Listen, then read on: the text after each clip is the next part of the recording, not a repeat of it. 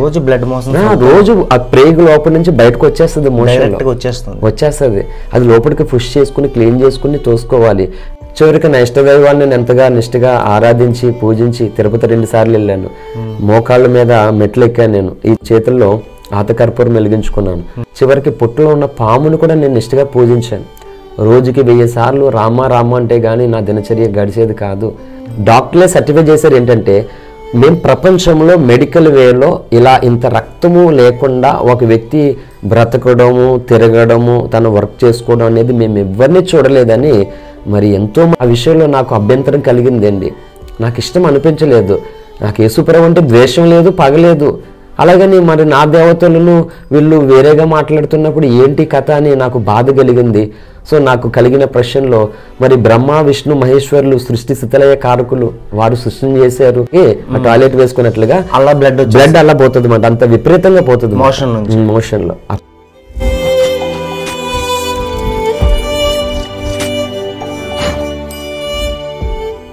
దేవుని పరిశుద్ధ నామానికి మహిమ కలుగును గాక. మరి ఈ రోజు ఇలాగ సాక్ష్యం చెప్పడానికి దేవుడు చూపిన కృపను బట్టి దేవునికి మహిమ చెల్లిస్తున్నాను. అలాగే మమ్మల్ని ప్రేమించి మరి అవకాశాన్ని మాకు ఇచ్చినటువంటి బ్రదర్ జోషి గారికి ప్రభుపేట వందనాలు తెలియజేస్తున్నాను. మరి మేము పుట్టుకతోనే మరి హైందవ సంబంధించినటువంటి బ్యాక్గ్రౌండ్కి సంబంధించినటువంటి వ్యక్తులము.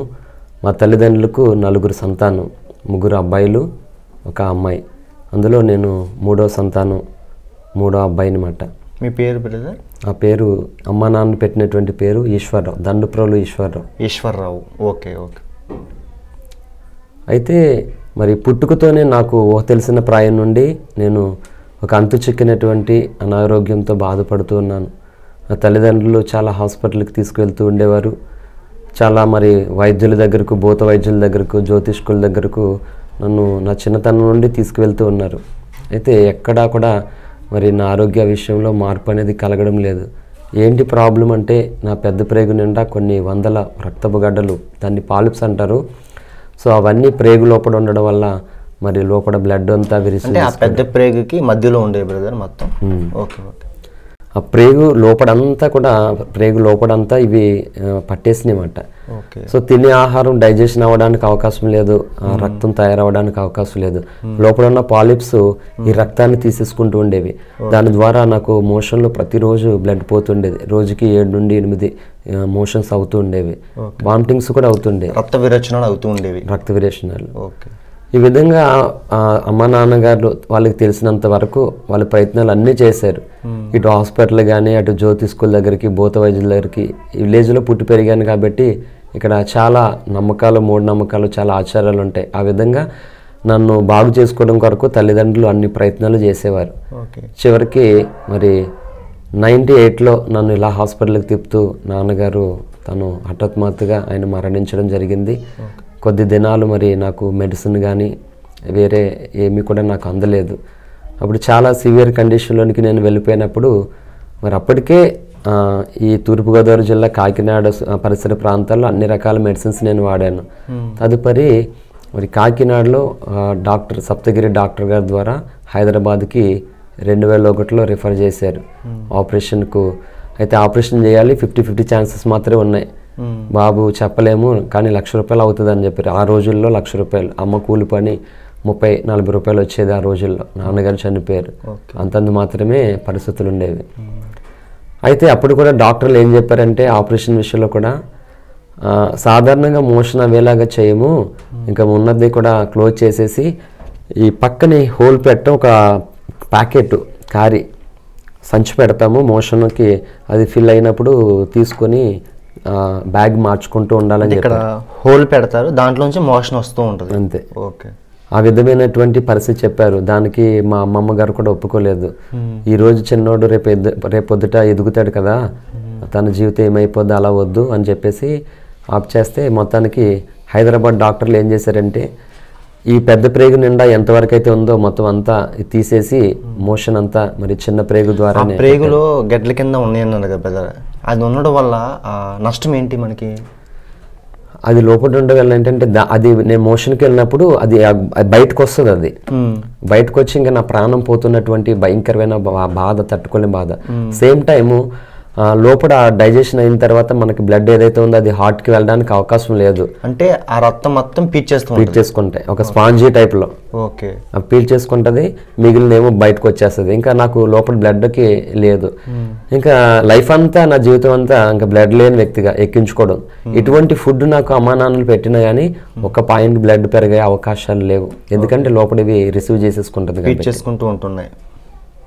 సో ఈ విధంగా మొత్తానికి 2001లో ఆపరేషన్ అయితే చేయడం జరిగింది. డాక్టర్స్ పెద్ద ప్రేగు అయితే తీశారు. ప్రస్తుతం మరి పెద్ద ప్రేగు లేదు బ్రదర్? పెద్ద ప్రేగు లేదు. 22 కుట్లు వేశారు నాకు. బంజారియస్ రోడ్ నెంబర్ 1 గ్లోబల్ హాస్పిటల్లో డాక్టర్ రవీంద్రనాథ్ గారు ఆపరేషన్ అది చేశారు అప్పుడు. సో ఆపరేషన్ అయిన తర్వాత నేను కేవలం 6 నెలలు మాత్రమే బాగున్నాను. మరి డైజెషన్ సిస్టమ్ పెద్ద ప్రేగు తీస్తే ఎట్లా అని చాలామంది అనుకోవచ్చు. చిన్న ప్రేగులోనే మొత్తం ఈ ప్రొసీజర్ అంతా అయ్యేటట్లుగా వారు పెద్ద ప్రేగుని తీసేసి మొత్తం అదంతా అమర్చారు. సో నాకు తినే ఆహారం నేరుగా చిన్న ప్రేగులోకి వెళ్ళడం, అక్కడి నుంచి డైజెషన్ అవ్వడం, అక్కడ బ్లడ్ హార్ట్కి వెళ్ళడం అంతా ఒకే ప్రేగులో ప్రాసెస్ జరుగుతుంది. అయితే మరి డాక్టర్లు చేసినటువంటి మిస్టేక్ ఏంటంటే, ఏదైతే పెద్ద ప్రేగు తీసివేశారో మరి మోషన్ రావడానికి ఉండాలి కదా, కాబట్టి దానికి చిన్న పేగుని అటాక్ చేశారు. పెద్ద పేగు తొలగించేసిన దానికి మోషన్ అదే విధంగా చిన్న పేగుని కూడా అటాక్ చేస్తే ఆ పెద్ద ప్రేగులో ఉన్నటువంటి ఆ చిన్న వేరు అంటారు, ఆ విధంగా 6 నెలల తర్వాత ఆ చిన్న ప్రేగులో కూడా సేమ్ కంప్లైంట్ వచ్చేసింది. నాకు ఎట్లా తెలుస్తుంది అంటే, ఎవ్రీడే నాకు మోషన్ వెళ్తున్నప్పుడు బ్లడ్ వచ్చేస్తుంది, ఆ లోపల సైజు పెరిగితే ఆ కాయలు బయటకు వస్తాయి. ఇది నాకు తెలుస్తుంది అన్నమాట. కొన్ని హెల్త్ ప్రాబ్లమ్స్ శరీరం లోపలే ఉంటాయి, బయటికి కనబడవు అవి, కానీ నాకు బయటకు వచ్చేస్తుంది. ఫోటోలో చూపించారు అలా ఉంటాయి సార్? అలా ఉంటాయి, అవే కాయలు. ఓకే. సో ఈ విధంగా నేను 2001 ఆపరేషన్ తర్వాత చాలా ఆనందంగా ఉన్నాను. నేను బాగా చదువుకోవాలి, నా తల్లిని బాగా చూసుకోవాలని ఎన్నో హోప్స్ ఉన్నాయి. కానీ ఈ మళ్ళీ ప్రాబ్లం రావడంతో అప్పటికే చాలా లక్షలు ఖర్చు పెట్టాం ఆ దినాల్లో. నాన్నగారు చనిపోయారు, అమ్మ ఎంతో వేదన నా కొరకు. మళ్ళీ ఈ ప్రాబ్లం రిపీట్ అవ్వడంతో ఇంకా ఏం చేయాలో తెలియనటువంటి పరిస్థితి. ఎలాగ నా జీవితం ఏంటి పరిస్థితి అని ఆలోచించి ఇంకా నేను బ్రతకడం వేస్ట్, ఇంకా నేను చనిపోవాలని ఆలోచించుకున్నాను. ఏ విధంగా చనిపోవాలనో వెతుకుతున్నాను. అంటే ఒక వ్యక్తి మరణించడానికి ఎన్ని అవకాశాలు ఉంటాయో, అంటే ఆత్మహత్య చేసుకునే విషయంలో ఎలా చనిపోవాలో, నా బాడీ కనబడాలా, సముద్రంలో దూకేవాలా, లేకపోతే రైల్వే ట్రాక్ దగ్గర తలక పెట్టేసేలా, ఇండ్రని తీసుకోవాలా, ఊరేసుకోవాలా, లేకపోతే కృష్ణులు పోసుకుని తగలబెట్టుకోవాలి, ఇలాగా మరణించడానికి ఏ విధంగా నేను చేస్తే బాగుంటుందని అన్ని రకాలుగా ఆలోచిస్తున్నాను. ఎట్లా అంటే రాత్రులంతా పడుకోకుండా ఆలోచిస్తున్నాను. అప్పటికి 7th క్లాస్ చదువుతున్నాను 2001లో. ఇంకా పరిస్థితి ఎలా ఉంటుందంటే, వామిటింగ్స్ మోషన్స్ అయిపోతాయి ప్రతిరోజున. ఇంట్లో ఎవరికి తెలియదు. అలాగే 7th చదివాను, 8th చదివాను, 9th చదివాను, 10th క్లాసు. కానీ లోపల ఈ పాలిప్స్ సైజు కూడా బాగా పెరిగిపోతున్నాయి. తట్టుకోలేనంత వేదన. యంగేజ్లోనే, నేను ఆ చైల్డ్ ఏజ్లోనే 80-90 ఇయర్స్ ఒక వృద్ధుడు ఎలా అయితే ఉంటాడో తన శరీరం సపోర్ట్ చేయకుండా నా శరీరం అంత బలహీనంగా ఉండేది. అసలు అటువంటి జీవితాన్ని జీవించడానికి ఎవరికి ఇష్టం ఉండదు. నేను కూడా, నాకు అసహ్యం అనిపించింది. చెప్పేది ఇప్పుడు వరకు కూడా ఎక్కడ వినలేదు బ్రదర్ ఇటువంటి ఒక వ్యాధి గురించి. డాక్టర్లు కూడా చెప్పారు ఏంటంటే, అసలు మా వైద్య శాస్త్రంలోనే ఏ పుస్తకంలోనూ కూడా ఇలాంటిది మేము చూడలేదు, మాకు తెలియదు. అసలు దాని పేరేంటో నాకే తెలియదు, రోగం పేరేంటో. ఈ డాక్టర్లు కూడా ఏం పేరు ఏంటంటే జస్ట్ అవి పాలిప్స్ అన్నారు అంతే. అవి అంతకు మించి నాకు దాని పేరేంటో కూడా తెలియదు. ఆ విధంగా లోపల అవి తయారైపోవడం, బయటకు వచ్చేయడం ఈ విధంగా జరుగుతుంది. చివరికి నాకు జీవితం మీద విరక్తి చెందింది. ఎందుకంటే నా తల్లి నన్ను ఎంతో ప్రేమిస్తూ ఉంది. తండ్రి చనిపోయినా నన్ను కాపాడుకోవడానికి, అమ్మ కోసమే బ్రతకాలి నేను అనుకున్నాను. కానీ ఈ వ్యాధి నన్ను అనుక్షణం చంపేస్తూ ఉంది. ఎట్లా బ్రతికేది, ఏమీ చేయలేనటువంటి నిస్సాయ స్థితి. ఫస్ట్ క్లాస్ స్టూడెంట్ని, డిస్ట్రిక్ట్ లెవెల్లో క్రికెట్ ప్లేయర్ని, అన్నీ బాగానే ఉన్నాయి. కానీ ఆరోగ్యమే మహాభాగ్యం అంటే ఆ భాగ్యమే లేని నాకు చదువు ఉంటే ఏంటి, ఆటలు ఉంటే ఏంటి నా లైఫ్ అని చాలా వేదనతో రాత్రులంతా పడుకోకుండా నా ఇష్ట దైవాలను, నాకు తెలిసినటువంటి దేవతలను, దేవుళ్ళని పిలుస్తూ ఉన్నాను. ఈ భయంకరమైన వ్యాధి నుండి నేను భరించలేకపోతున్నాను. ఈ చేదు నిజాన్ని మళ్ళా నా తల్లికి నేను చెప్పలేకపోతున్నాను. ఎవరికి చెప్పినా మళ్ళీ అమ్మకి తెలుస్తుంది. అమ్మకి తెలిస్తే ఇంకా ఆమె గుండె ఆగి చనిపోతుంది. తండ్రిని పోగొట్టుకున్న నేను మళ్ళీ తల్లిని నా కారణంగా పోగొట్టుకోవాలా, నాకు వద్దు అది. కనుక చూద్దామని రాత్రి మగళ్ళు నేను అలాగా నిద్రలేని రాత్రులు గడుపుతున్నాను. కడుపు నిండా నా జీవితంలో తిన్న రోజులు లేవు నాకు. ఎందుకంటే రోజు మోషన్లు అయిపోతుంటాయి. ఈ తినడం వల్ల ఈ కడుపులో మరి మోషన్కి వెళ్ళాలి, ఆ ప్రేగుల నుంచి బయటకు వస్తుంది, అది లోపలికి పుష్ చేసుకోవాలి. చాలా కష్టమైనటువంటి పరిస్థితి. కొన్ని వందల సార్లు అనుకున్నాను, నేను ఇలా మోషన్కి వెళ్ళినప్పుడే చనిపోతానేమో, నేను ఇలా చనిపోతే నా శవాన్ని కూడా ఎవరు ముట్టుకోలేరు కదా, ఇంత చండాలంగా చనిపోతానని నేను ఎన్నోసార్లు అనుకున్నాను. వాష్రూమ్కి వెళ్ళినప్పుడు నా ప్రాణం వదిలేస్తానేమో అనుకున్నాను. ఎందుకంటే చాలామంది ఒక స్త్రీ ప్రసవించడానికి తన పునర్జన్మ ఎత్తుతుంది అంటారు. సో నాకు మోషను అటువంటి పరిస్థితి, రోజుకి 7-8. ఇంకా విచిత్రం ఏంటంటే మోషన్కి వెళ్ళాలని భయమేసి తినడం మానేసేవాడిని. అయినా సరే నాకు లూజ్ మోషన్స్ అయ్యాయి, వాటర్ తాగినా సరే. విచిత్రం మాట. అయినా ఏ మోషన్ అయినా కడుపులోంచి ఆ ప్రేగు లోపల అది బయటికి వస్తే కానీ నాకు మోషన్ జరగదు, ఫ్రీ మోషన్ అవ్వదు. అది కూడా మోషన్ అవ్వడానికి 7-8 సార్లు నేను గిలగిలగిల కొట్టుకోవాలన్నమాట. భయంకరంగా బ్లడ్ పోతుంది, కళ్ళు చీకడైపోతాయి, నాలుక ఎండిపోతుంది, ఇంకా తలంతా హెడ్ బాత్ చేసినట్టుగా తలస్నానం చేసినట్టు అయిపోతుంది. ఇంక భయంకరమైన వ్యాధి నుండి నేను ఎలాగ బయటపడేది? నాకు మనశ్శాంతినివ్వండి, నెమ్మదినివ్వండి, తట్టుకోలేకపోతున్నాను, భరించలేకపోతున్నాను, పోయి నన్ను చంపేయండి అని చివరికి పుట్టులో ఉన్న పామును కూడా నేను నిష్ఠగా పూజించాను. రోజుకి 1000 సార్లు రామ రామ అంటే కానీ నా దినచర్య గడిచేది కాదు. అటువంటి నేను ఏ పాపం చేశాను? ఈ భయంకరమైన వ్యాధి నాకు వచ్చింది, ఎందుకు నా జీవితం ఇలా జరుగుతుంది? దేవుడు అసలు ఉన్నాడా? ఉంటే నాకు ఎందుకు ఇలాంటి శిక్ష వేశాడు? నాకేం తెలుసు ఏ పాపం చేశానని ఎన్నోసార్లు ఏడ్చాను. కడుపు మార్చుకుని నిద్రలేని రాత్రులతో తెల్లవారి 4:30-5 అయ్యేది. మా స్కూల్స్ అన్నీ కూడా మార్నింగ్ 7:30కి స్కూల్స్ ఉండేది, హాఫ్ డే స్కూల్స్ అన్నీ. మా ఊరు నుండి చిన్నవలస ప్రాంతం నుండి తాళరేవు మరి SNV ZB స్కూలు 4 కిలోమీటర్లు నడుచుకుంటూ వెళ్ళేవాను ఆ రోజుల్లో. చాలా భయంకరంగా నా జీవితం కొనసాగుతూ ఉంది. చివరికి నేను 10th క్లాస్ ఎండింగ్లోనికి వచ్చేసాను. చదువు అంటే బాగా పిచ్చి. మా ప్రాంతంలోనే ఆ అబ్బాయిని చూసి నేర్చుకోండి, తండ్రి లేకపోయినా అబ్బాయికి చిన్నప్పుడు కూడా ఎంతో ప్రాబ్లం అయింది, అయినా వాళ్ళ తల్లి కూలి పని చదివిస్తుంది, ఆ కుర్రోడు బాగా చదువుతాడని మిగిలిన తల్లిదండ్రులు తమ పిల్లల్ని నా కోసం చెప్పేవారు మాట. సో నా తల్లి నా కోసం సంతోషించాలని నేను ఎంతో ఆశపడి నా చదువుని కూడా మానకుండా నేను కంటిన్యూ చేసేవాడిని. చివరకు ఏ చదువునైతే ప్రేమిస్తున్నానో ఆ చదువుని కూడా నేను పోగొట్టుకుంటున్న పరిస్థితి, కోల్పోతున్నాను. ఎందుకంటే ఈ వ్యాధి ఎక్కువైపోతుంది, కాన్సన్ట్రేషన్ లేదు, ఏకాగ్రత లేదు. ఇంకా నేను ఎగ్జామ్లో నేను అనుకున్నది పెట్టలేకపోతున్నాను. స్కూల్లో టీచర్స్ కూడా ఏంటి నువ్వు బాగా చదువుతావు అంటే కొమ్ములు వచ్చినాయి నీకు, ఏంటి మార్క్స్ ఏంటి అనేవారు. రాత్రి అంతా నేను చేసే పని ఏంటంటే కడుపు మార్చుకుని ఏడుస్తూ ఇంట్లో ఎవరికి తెలియకుండా భయంకరంగా ఉండేది. వామిటింగ్స్ మోషన్స్ అవుతే అమ్మని ఎవరిని లేపకుండా ఆ చిన్న వయసులోనే ఆ చీకట్లో పల్లె ప్రాంతంలో భయంకరంగా ఉంటుంది ఏరియా. బయటకు వచ్చి నేను ఒక్కడినే వామిటింగ్ చేసుకుని ఎవరికి తెలియనట్లుగా వచ్చి పడుకుని నిద్రపోయేవాడిని కాదు. ఏంటి నా లైఫ్ అని ఇదే ఆలోచిస్తూ ఉండేవాడిని. అమ్మకి తెలియకుండా అలా జాగ్రత్త పడ్డాను. చివరికి 10th క్లాస్ ఎండింగ్లో నేను ఇంకా ఫెయిల్ అయిపోతాను, ఇలాగ నేను ఏం చేయలేను అనుకున్న పరిస్థితుల్లో నేను పూజించి ఆరాధించినటువంటి దేవుళ్ళ మీద నాకు ఆసక్తి తగ్గిపోయింది, విరక్తి చెందింది నాకు. నాన్నగారు అప్పటికే ఆయన చనిపోయారు, ఎంత మేము పూజలు చేసినా మాకు ఎటువంటి పరిస్థితి లేదు, మరలా నాకు ఈ వ్యాధి వచ్చింది అని ఇంతకాలం నేను పూజించినా నాకు ఎటువంటి రిప్లై లేదని నాకు విరక్తి చెంది చదువు మీద నేను ఏం చేశానంటే 10th క్లాసు 2004-2005 బ్యాచ్ నాది. కనీసం నా తల్లి నా కొడుకు ఫస్ట్ క్లాస్లో పాస్ అయ్యాడని సంతోషించాలి, అది నా తల్లికి ఇవ్వకపోతే వేస్ట్ నేను అని అనుకుని మరి నేను పూజించిన దేవతల మీద నాకు విరక్తి చెంది యేసుక్రీస్తు ప్రభువారికి 7 శనివారాలు ఆ రోజుల్లో నేను ఉపవాసం ఉండి, ప్రభువా నాకు 10th క్లాస్ 400 మార్క్స్ కావాలి, నా తల్లి సంతోషించారు. నాకు తెలియదు, అంటే అప్పటికి చిన్న అన్నయ్య కొత్తగా ప్రభు దగ్గరికి వెళ్తున్నారు. నాకు హెల్త్ బాగాలేని కారణంగా మరి అన్నయ్య పాస్టర్ గారు కానీ ఊర్లో ఉన్నటువంటి కుటుంబీకుల్లో కొంతమంది ప్రభుని తెలుసుకున్నవారు కానీ నా కోసం ప్రేయర్ చేసేవారు. పాస్టర్ గారు చాలా మంది మరి మా ఇంటికి వచ్చి ప్రార్థనలు చేసేవారు. నాకు యేసు ప్రభు అంటే నాకు నమ్మకం లేదు, ఇష్టం లేదు. అంటే దేవుళ్ళందరూ నాకు ఎట్లానో ఆయన కూడా అంతే. నా ఇష్ట దైవాలను నేను పూజించుకుంటేనే కానీ నేను యేసు ప్రభు అనేటువంటి పేరు ఎప్పుడు తలిచేవాడిని కాదు. చివరికి నా ఇష్ట దైవాన్ని నేను ఎంతగా నిష్ఠగా ఆరాధించి పూజించి తిరుపతి 2 సార్లు వెళ్ళాను. మోకాళ్ళ మీద మెట్లు ఎక్కాను నేను. ఈ చేతుల్లో ఆతకర్పూరం వెలిగించుకున్నాను. ప్రతి నాగుల చవితికి పుట్లో మరి తలస్నానం చేసి పాలు పోసి గుడ్డు తీసుకెళ్లేటటువంటి అన్ని స్త్రీలు చేసేటట్లుగా కార్తీక మాసాలు వచ్చినప్పుడు మరి ఆ నదిలో కాలువలోనికి వెళ్ళి ఒత్తులు వెలిగించి వదిలేవాడిని. అన్నీ చేశాను. అమ్మా నాన్నలు నేర్పించినటువంటి భక్తులు అన్నీ చేశాను. కానీ నా ఆరోగ్య రీత్యా ఇలా జరుగుతున్నప్పుడు నాకు స్వస్థపరిచే, నాకు బాగు చేయనని కోరుకోలేదు. నేను ఈ చేదు నిజాన్ని తట్టుకోలేకపోతున్నాను. నా తల్లికి నేను ఎట్లా చెప్పాలో తెలియట్లేదు, భరించలేకపోతున్నాను. నేను చావాలనుకుంటే నాకు ధైర్యం సరిపోవట్లేదు, నన్ను చంపేయండి అని అనుకునేవాడిని.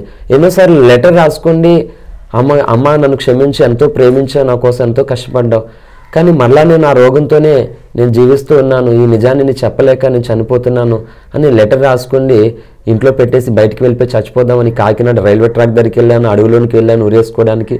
మరణం కొరకు అన్ని దారులు వెతికాను నేను. అమ్మే గుర్తొచ్చేది. నేను రాసుకున్న లెటరు నేనే చదువుకుని ఏడ్చుకుంటూ ఆ లెటర్ చింపేసి ఆ బయట విలేజ్లో ఆ తుమ్మ కంచెల్లో పాడేసి ఏం మెరిగినట్లుగా ఇంటికి వచ్చేవాడినమాట. సో ఈ విధంగా మరి 10th క్లాసులో నేను అనుకున్నాను 400 మార్క్స్ నాకు కావాలి అని. కేవలం మార్క్స్ కోసమే యేసుప్రభు వారికి 7 శనివారాలు ఆ రోజుల్లో నేను ఉపవాసం ఉన్నాను. ఎట్టకేలకు మరి నాకు అనుకున్నట్లుగా నేను 402 మార్క్స్ వచ్చినాయి. 400 అడిగితే నేను చాలా సంతోషించాను. చచ్చిపోతున్నానని నాకు బాధ లేదు. అంటే నన్ను ఎంతో ప్రేమిస్తున్నాను, నా తల్లికి నేను దూరం అయిపోతున్నాను, నా తల్లి నన్ను బాగా చూసుకోవాలి, ఆరోగ్యవంతుడిగా మంచిగా చదువుకున్న వ్యక్తిగా చూడాలని కలలు కంది. అమ్మ ఆశయాన్ని నేను ఏమీ చేయలేకపోతున్నానని మానసికమైనటువంటి వేదన. ఎందుకంటే అమ్మ ఎంతో హ్యాపీగా ధనవంతుల కుటుంబంలో పుట్టి పెరిగినటువంటి మా అమ్మ లేనటువంటి తండ్రి అయినటువంటి నా తండ్రిని పెళ్లి చేసుకున్నారు. అలాగని ఉన్న వాళ్ళ కుటుంబం నుంచి వచ్చిందని ఏమీ బాధ కష్టం తెలియకుండా మా నాన్నగారు అమ్మని మరి ఎంత బాగా ప్రేమించి చూసేవారు. అటువంటి వ్యక్తి మరి లోకాన్ని విడిచిపెట్టి వెళ్ళిపోతే అందరూ చెప్పేవారు, మీ నాన్నగారు ఉన్నప్పుడు మీ అమ్మని ఇలా చూసుకునేవారు, తనకి ఏ కష్టం తెలియదని. కానీ ఆ రోజుల్లో మా అమ్మ భయంకరంగా కష్టపడుతుంది. అయ్యో నాన్న లేక అమ్మ ఇంత కష్టపడుతుందా, నాన్న ఉన్నప్పుడు అమ్మ ఎలా బ్రతికిందో మళ్ళీ అమ్మకి నేను అటువంటి లైఫ్ ఇవ్వాలని నా శరీరాన్ని కూడా లెక్క చేయకుండా నేను చదువు మీద దృష్టి పెట్టి నా రోగాన్ని కూడా మర్చిపోయి అమ్మ కోసమే బ్రతికాను నేను ఆ దినాల్లో. కానీ ఇటు చదువు దూరం అయిపోతుంది, ఈ రోగంతో నా శరీరం క్షీణించిపోతుంది, ఏమీ చేయలేని స్థితిలో నేను అందరినీ పూజించి అలసిపోయాను. 10th క్లాస్లో చివరికి అలాంటి ఆలోచనతో యేసుప్రభు వారు నాకు అనుకున్న మార్క్స్ ఇచ్చారు. 10th అయిపోయింది, మరి ఇంటర్ చదవాలి.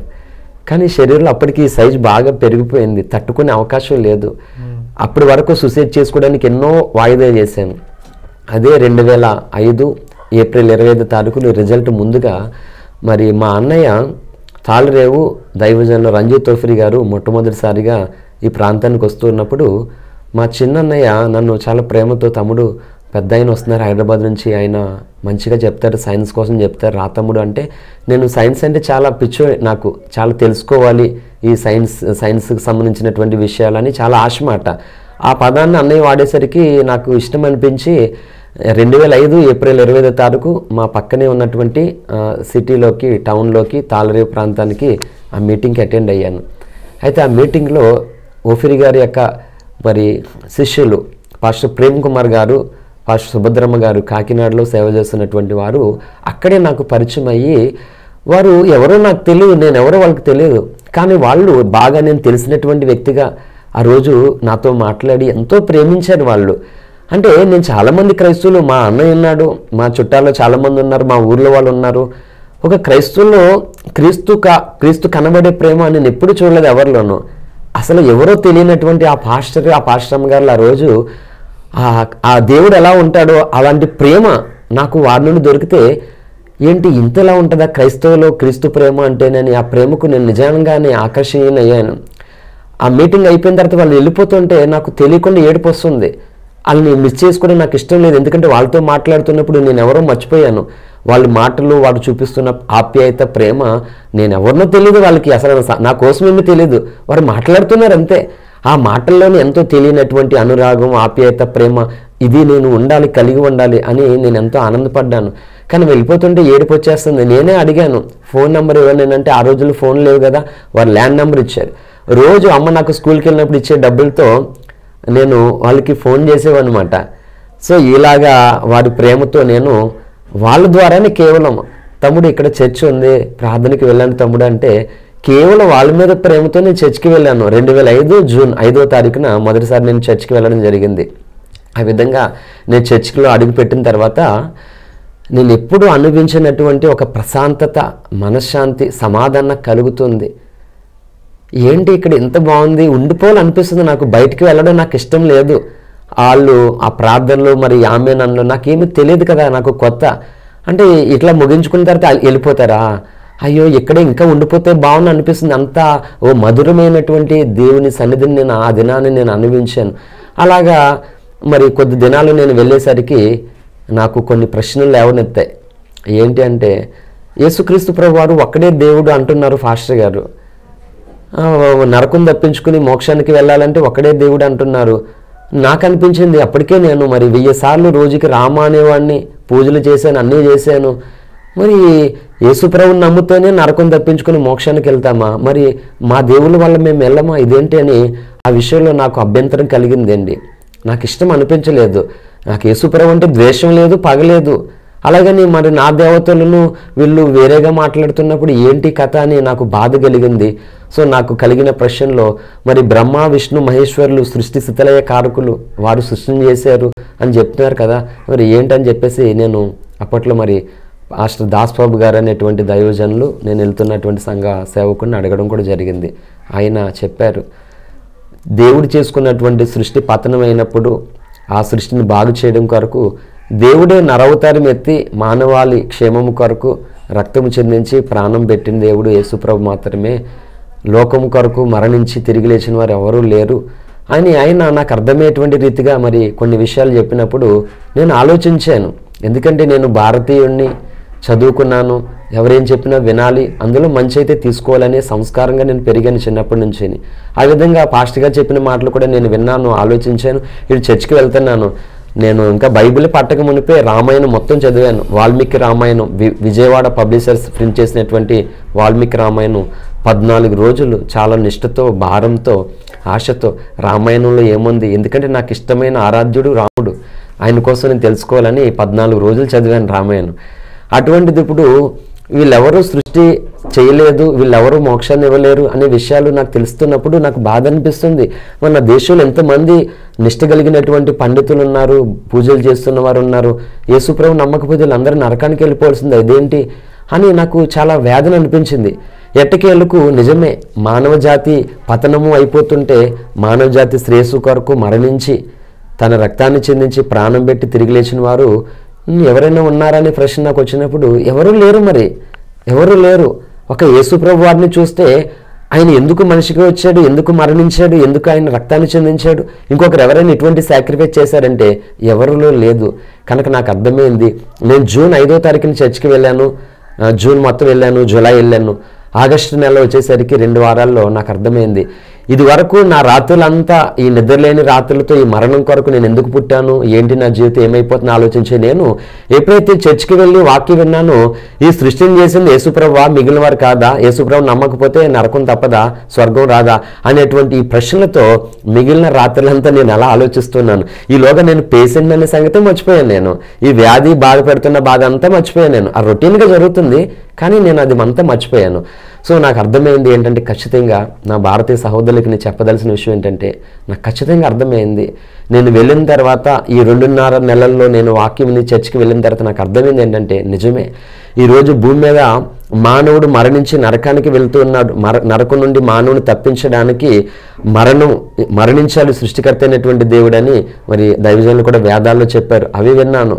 కనుక నాకు అర్థమైన స్పష్టంగా ఏంటంటే, మానవ జాతిని బాగు చేయడానికి దిగి వచ్చినటువంటి వ్యక్తే యేసుక్రీస్తే. ఈయన మరణము ద్వారా, ఈయన కాచిన రక్తం ద్వారానే నాకు పాప క్షమాపణ నుండి విడుదల కలుగుతుందని నాకు స్పష్టంగా నా హృదయపూర్వకంగా నేను అంగీకరించాను.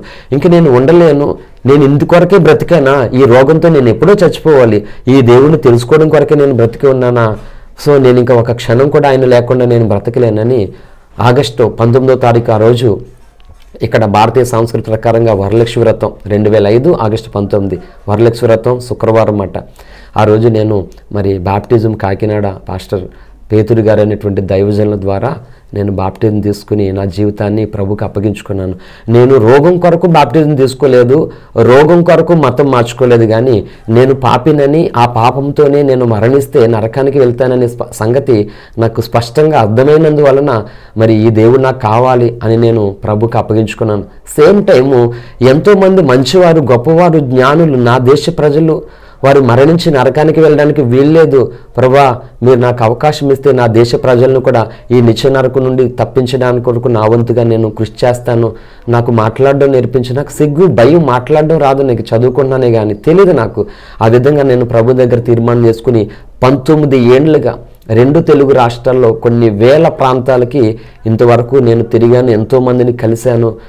మతం మార్చడానికి నేను తిరగలేదు, మతం మార్చడానికి నేను కలవలేదు, కానీ మరణము తర్వాత ఒక వ్యక్తి వెళ్ళిపోతున్న భయంకరమైన అగాధం నుండి తప్పించుకోవాలని మరి శాయశక్తుల అవమానాలు పొంది, నిందలు పొంది, దెబ్బలు తిని భయంకరమైన పరిస్థితిని ఫేస్ చేస్తే నాకు రక్తం లేదు ఒంట్లో, 1-2 పాయింట్ల రక్తంతోనే మరి ఏజెన్సీ కొండలు ఈస్ట్ వెస్ట్లో ఉన్నటువంటి ఏజెన్సీ స్వార్థలకు వెళ్ళాను. 2005 నుంచే వెళ్ళి ఒకరిని మంచి మార్గంలో నడిపించడానికి నేను ప్రయాసపడ్డాను తప్ప ఒకరిని మతంలోనికి తీసుకుని వస్తే నాకు ఉపయోగం లేదు. ఎందుకంటే నాకు అర్థమైంది, నేను రోగం నుండి కాదు తప్పించవలసింది, నరకం నుండి తప్పించవలసిన సంగతి నాకు అర్థమైనప్పుడు దేశాన్ని ప్రేమిస్తున్నాను, భారతదేశం నా మాతృభూమి, భారతీయులందరూ నా సహోదరులని నమ్మిన వ్యక్తిగా నా దేశ ప్రజలందరినీ కూడా మరి భగవంతుని దగ్గరకు నడిపించాలని నా జీవితాన్ని అప్పగించుకుని నాకు తెలిసినది వారికి చెప్తూ వచ్చాను. సో ఈలోగా మరి నా శరీరం అలాగే క్షీణించిపోతుంది, రక్తం అలాగే పోతుంది. మ్యాక్సిమం మానవాళికి ఒక 11% బ్లడ్ ఉంటేనే అది మంచిది అంటారు. అటువంటిది 1%, 0.5 అన్నారు. 0.5 బ్లడ్ పర్సెంట్ అంటే మ్యాక్సిమం ఎవరు బతకరు బ్రదర్. అవును, అది ఎలా సాధ్యం అనేది నాకు ఇప్పటికీ అర్థం కావట్లేదు. నిజమే, ఎందుకంటే ప్రస్తుతం నా దగ్గర నేను బీఎస్సీ కంప్యూటర్ సైన్స్ చదివాను. ఆ సర్టిఫికేట్ కంటే తర్వాత స్పోర్ట్స్లో కూడా నాకు 3 సర్టిఫికేట్స్ కూడా ఉన్నాయి, డిస్ట్రిక్ట్ లెవెల్లో సర్టిఫికేట్స్. అయితే నేను ఎల్కేజీ చదువుతున్నప్పటి నుంచి మరి ఇప్పటి వరకు అంటే 2020 వరకు నేను ఆరోగ్యవంతునయ్యేంత వరకు కూడా అనేకమైనటువంటి రిపోర్ట్స్ ఉన్నాయి, మెడికల్ రిపోర్ట్స్. డాక్టర్లే సర్టిఫై చేశారు ఏంటంటే మేము ప్రపంచంలో మెడికల్ వేలో ఇలా ఇంత రక్తము లేకుండా ఒక వ్యక్తి బ్రతకడము, తిరగడము, తను వర్క్ చేసుకోవడం అనేది మేము ఎవరిని చూడలేదని మరి ఎంతోమంది డాక్టర్లు ఇచ్చిన ప్రపంచవ్యాప్తంగా మరి మోస్ట్ విలువైనటువంటి హాస్పిటల్లో డాక్టర్లు కూడా సర్టిఫై చేసిన సర్టిఫికేట్స్ దగ్గర. ఈ రోజుల్లో మనకి 10% బ్లడ్ తగ్గితేనే కళ్ళు తిరిగిపోవడం, పడిపోవడం జరుగుతుంది. అటువంటిది మీరు ఇలా 0.5% అంటే 1% మీరు బ్లడ్తో ఉండి ఇలా సువార్త చేస్తున్నారంటే ఖచ్చితంగా ఈ విషయంలో బైబిల్లో ఒక మాట ఉంటుంది, ఒక వర్డ్ మత్తయి సువార్త 4:4లో మనుషుడు రొట్టె వలన మాత్రమే కాదు కానీ దేవుని నోటి నుండి వచ్చి ప్రతి మాట వలన జీవించునని. సంకల్ప బలం గొప్పది అంటారు. అలాగా నాకున్న ఆశ ఒకటే, నేను ఏదో పెద్దోడిని అయిపోయి డబ్బు సంపాదించుకొని నేను ఒక ఉన్నతమైన స్థితిలోకి వెళ్ళాలనే ఆశ లేదు. నా దేశ ప్రజలను నేనున్నంత వరకు వారిని నేను రక్షించాలి, నా దేశానికి ఏదైనా మేలు చేయాలి అని ఒక సంకల్పంతో నేను భగవంతునికి అప్పగించుకుని మొండిగా నేను వెళ్ళిపోతున్నాను. ఎందుకంటే రిపోర్ట్స్ కూడా ఉన్నాయి, 2 పాయింట్ల రక్తం, 4 పాయింట్ల రక్తం. నాకు తెలిసినంత వరకు నా దగ్గర ఉన్న బ్లడ్ రిపోర్ట్స్తో 2 తెలుగు రాష్ట్రాల్లో కాకినాడ, యానం, అలాగే హైదరాబాదు, అలాగే నల్గొండ, సూర్యాపేట ఏరియల్ హాస్పిటల్స్ సహితము నాకు తెలిసి 16 సార్లు నాకు బ్లడ్ ట్రాన్స్ఫర్ చేశారు. 2 ప్యాకెట్ల రక్తం, 3 ప్యాకెట్లు, 4 ప్యాకెట్లు ఇలాగా రక్తం ఎక్కించేవారు. మళ్ళీ 3 నెలల్లో మళ్ళీ కామనే. రక్తం పెరగడం కొరకు ఎటువంటి ఐరన్ తీసుకోవాలో అన్ని రకాల ఫుడ్ మా ఇంట్లో అందరూ సాధారణమైన ఫుడ్ తీసుకుంటే నేను ఆరోగ్యవంతుడిగా ఉండడం కొరకు, బాగుండడం కొరకు మరి చాలా మంచి ఫుడ్ అమ్మా నాన్నలు నాకు ఇచ్చేవారు అన్నమాట. సో ఈ 2 పాయింట్ల రక్తంతో అసలు డైజెషన్ అవ్వడం ఇంపాసిబుల్ అన్నమాట, పెరగడానికి లేదు. కొంత దూరం నేను వాక్ చేస్తే ఒక 1/2 కిలోమీటర్లు కడుపు ఉబ్బరం వచ్చేసి బ్లడ్ ఎక్కువ పోతుంది, యూరిన్కి వెళ్ళినట్లుగా బ్లడ్ పోతుంది అన్నమాట. యూరిన్ నుంచి కూడా బ్లడ్ వచ్చేసి, యూరిన్ నుంచి కాదు, అంటే యూరిన్కి వెళ్తే ఎట్లా ఉంటుందో మనకి ఆ టాయిలెట్ వేసుకున్నట్లుగా అలా బ్లడ్ అలా పోతుంది అన్నమాట. అంత విపరీతంగా పోతుంది మోషన్లో. అప్పుడు కూడా తినేది లేదు. అయితే ఈ బాధతో నేను అమ్మకి చెప్పుకోవడానికి అవకాశం లేదు. అందరూ ఒక రూమ్లో ఉంటే పక్క రూమ్లోకి వెళ్ళి డ్రెస్ తీసి పళ్ళు ఖర్చు పెట్టుకుండి డ్రెస్ తీసి కడుపులో నా చేతులు పెట్టుకుండి దుల్లేవన్నమాట. ఈ భయంకరమైన బాధ, పెయిన్ తట్టుకోలేక నేను క్రైస్తవుని అయిన తర్వాత కొన్నిసార్లు నేను అడవులోనికి కూడా, మాకు రొయ్యల చెరువు ఉంది అడవిలో, అన్నయ్య చేసేవారు, అక్కడికి వెళ్ళేవాడిని. అక్కడికి కూడా వెళ్ళి ఏడ్చేవాడిని, నేను ఈ బాధ తట్టుకోలేక, భరించలేక. నిజానికి నాకు ఈ లోకంలో ఏడవడానికి కూడా నాకు స్థలం లేదు. అది ఎవరు నమ్మడానికి కూడా అవకాశం ఉండదు అన్నమాట. ఏడవడానికి కూడా నాకు ఫ్రీడమ్ లేదు, ఎందుకంటే నేను ఎప్పుడూ నవ్వుతూ ఉంటాను, అందరినీ నవ్విస్తుంటాను. ఎవరైనా ఏడుస్తే త్వరగా వాళ్ళని ఆ ఏడుపు నుండి బయటకు తీసుకొస్తాను అనమాట. అటువంటి నేను ఏడుస్తున్నానంటే అవతల వాళ్ళు కొన్ని గుండెలు ఆగిపోతాయి, నా కన్నతలతో సైతం. అందుకని నేను ఏడుస్తున్న వ్యక్తిగా ఎవరికీ తెలియదు, నేను నవ్వించే వ్యక్తిగా, హ్యాపీ, వాళ్ళ లైఫ్ చాలా బాగుంటుంది అనే వ్యక్తిగానే తెలుసు అందరికీ. చివరకు నేను ఇలాగా ప్రభుని నమ్ముకోవడం, బాప్టిజం తీసుకోవడం, ఇంటర్మీడియట్ కంప్లీట్ చేయడం కూడా జరిగింది. ఎంపీసీ గ్రూప్ తీసుకున్నాను. ఫర్దర్గా మరి నన్ను బాగా చదివించుకోవడం కొరకు నా తల్లి 2007లో నన్ను degree BSc computer science Aditya కాలేజీలో జాయిన్ చేసి అమ్మ నన్ను చదివించుకోవడం కొరకు హైదరాబాద్కి వెళ్ళిపోయింది. అయితే ఫస్ట్ ఇయర్ చదువుతున్నాను, ఈ బ్లడ్ మోషన్స్ అన్నీ మామూలు అయిపోయినాయి.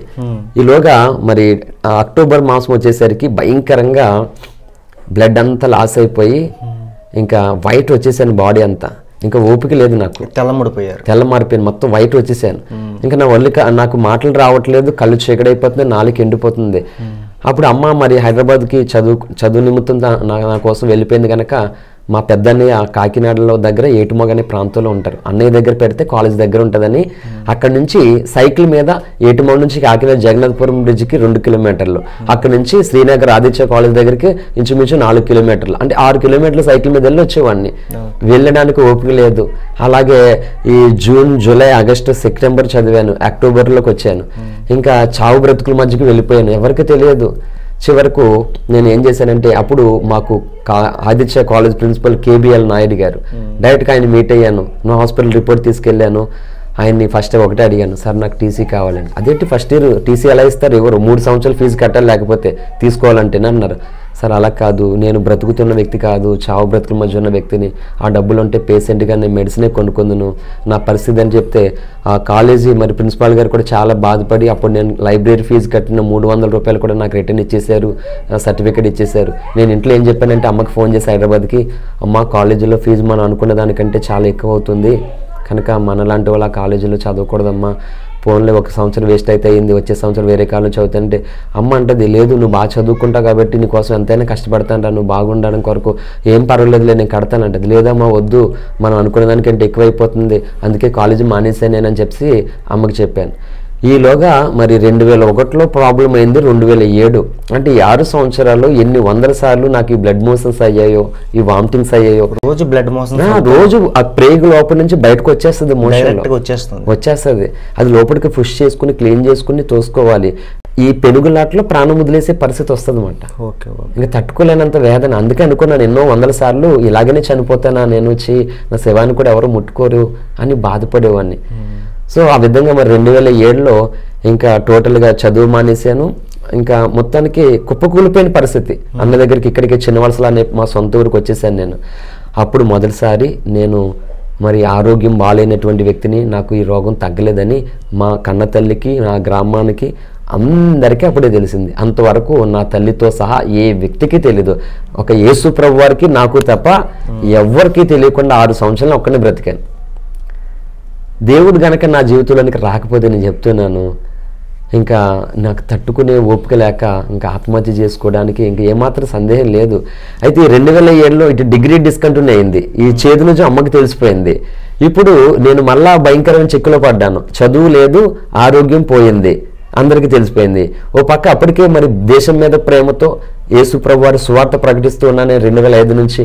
ఇప్పుడు ఇది చెప్పలేను నేను ఎవరికేనే, అంటే 2 కోల్పోయాను నేను. ఎలా ఇప్పుడు నేను నా ముఖాన్ని ఎలా చూపించాలి? ఎందుకు నా లైఫ్, అమ్మకి ఇన్ని సంవత్సరాల తర్వాత నా రోగం తెలిసిపోయింది, ఇంకెందుకు వేస్ట్, ఇంకా నేను చచ్చిపోవడం మంచిదని చాలా వేదనతో ఉన్నాను. నన్ను మళ్ళీ చుట్టాల ఇంటి దగ్గర అమ్మ పెట్టేసి అన్నయ్య వాళ్ళందరూ కలిపి మళ్ళీ హైదరాబాద్కి వెళ్ళిపోయారు. ఇంకా చిన్నబుడెంకటపాలెం అని ఇక్కడ తాళరు పక్క గ్రామంలో పెట్టేసి వెళ్ళారు.